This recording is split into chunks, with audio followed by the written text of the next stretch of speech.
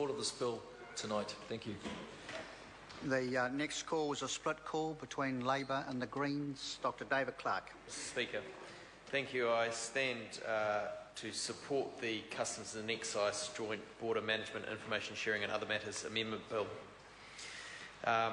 Labor supports this bill, and the bill stands in the name of the Honourable Maurice Williamson, although it's rapidly becoming known as the Bland Bridges Bill, it seems, perhaps unfairly, because this is a worthy bill, a very worthy bill, and that's why we support it. We support the principle of ensuring that we have strong customs services and that our biosecurity is strong in New Zealand to protect our industries here and to ensure that things function as they ought.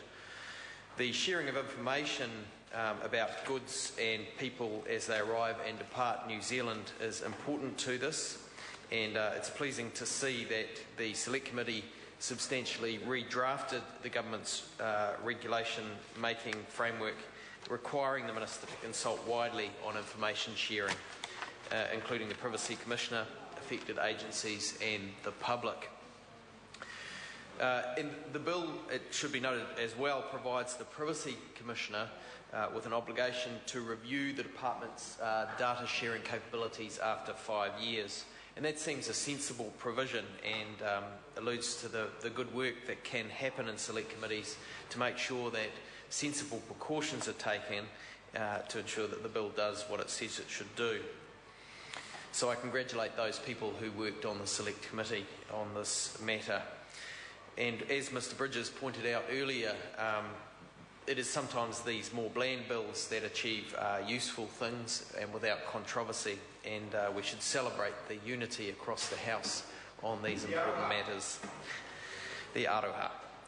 The bill makes a number of amendments, and it's interesting to consider what would have happened if these didn't happen. Householders who produce their own biofuels will be exempt from the duty, and it's good to see, and I imagine that the intention here is that those who will make biofuels at home will be encouraged to do that. The incentive is set up so that we have a more sustainable New Zealand over the longer term, bit by bit, through these small measures.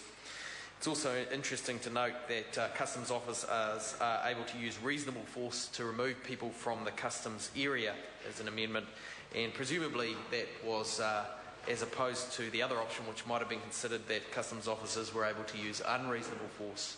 Surely not a good idea, Mr Speaker. A number of other smaller amendments here that I note.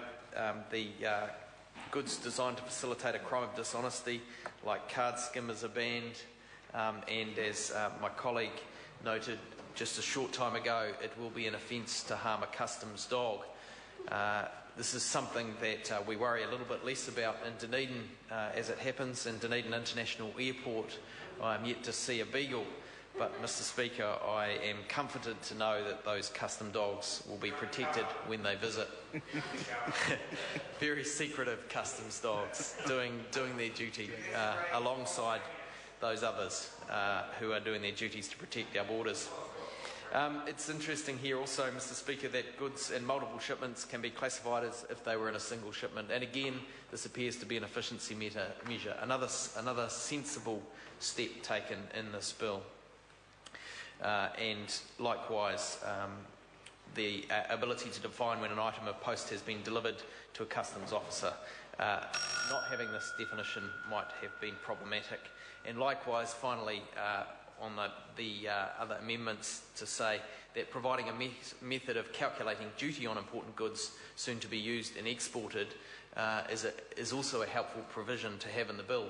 Not providing a method of calculating duty on imported goods soon to be used and exported would have meant the bill was a disaster, Mr Speaker. The increasing of fines is something that's also been commented on. Sorry to interrupt the honourable member. His time has expired. Call Kevin Haig. Thank you, Mr Speaker. It's a pleasure to take